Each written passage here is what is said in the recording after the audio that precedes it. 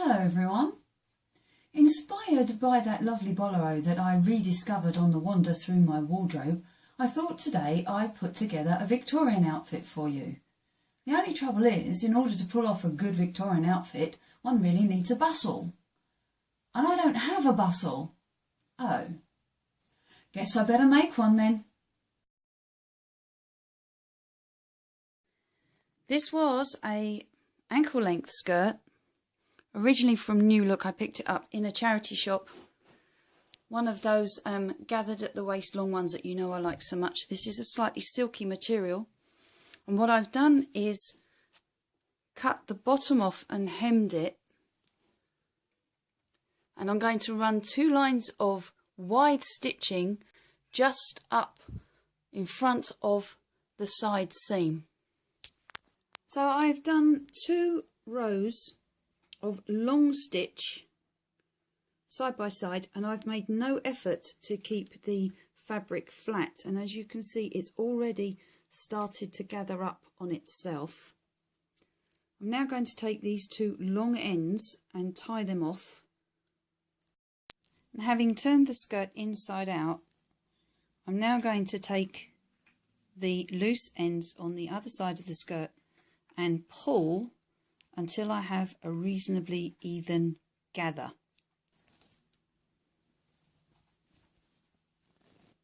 Don't know if you can see.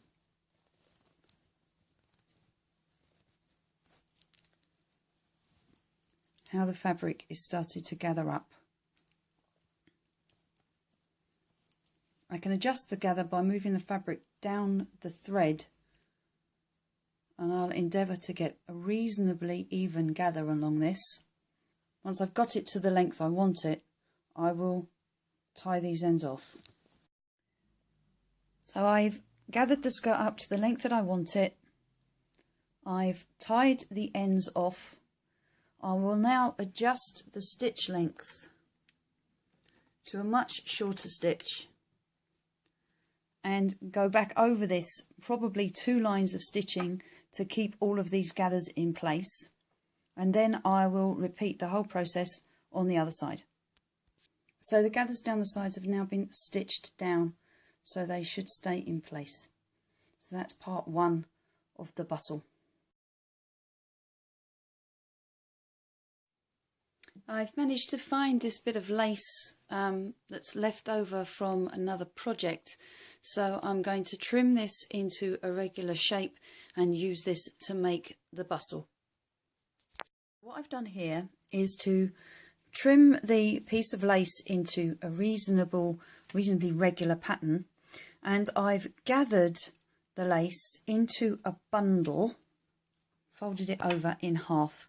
Now, I don't know if you can see this, but the bundle on top is wider than the bundle underneath.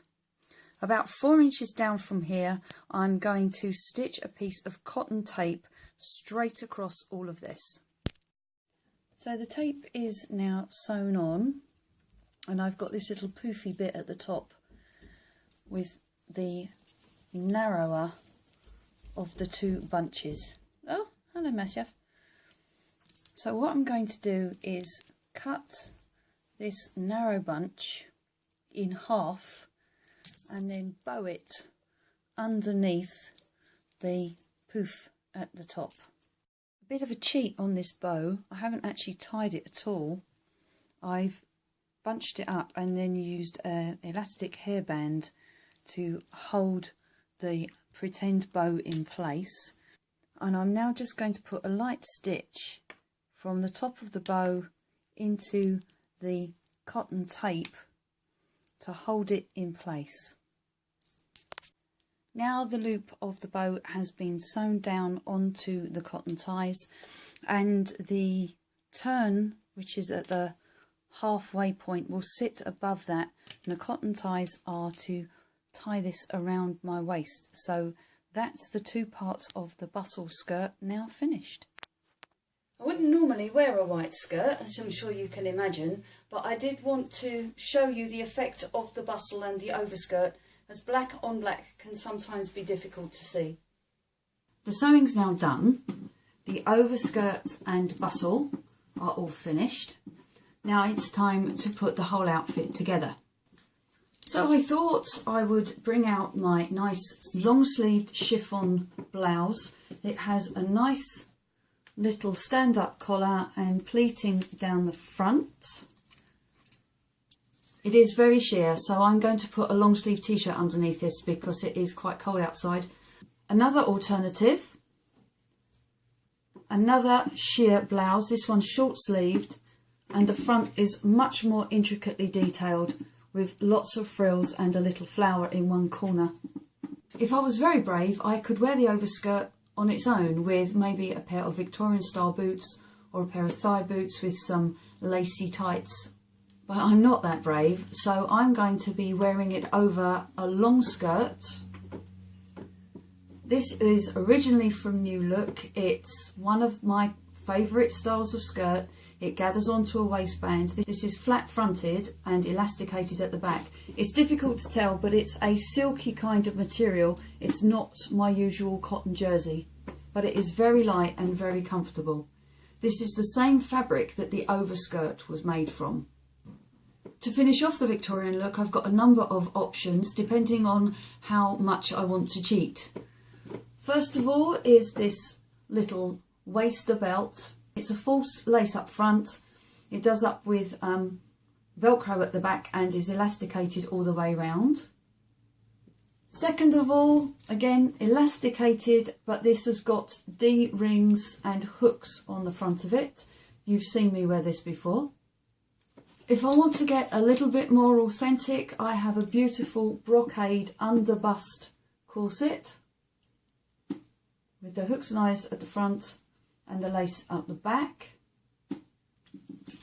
If I want to get really daring, I have got my leather buckle and zip front under bust corset that laces at the back. And to finish the whole thing off, I have a little top hat fascinator with a cross keys brooch on the front and a key brooch on the back. So let's put the whole outfit together now and see what I decide to come up with. So here's how the outfit ended up. I went for the brocade underbust corset in the end for a real Victorian feel. You can't see it, but I'm wearing the long sleeved blouse.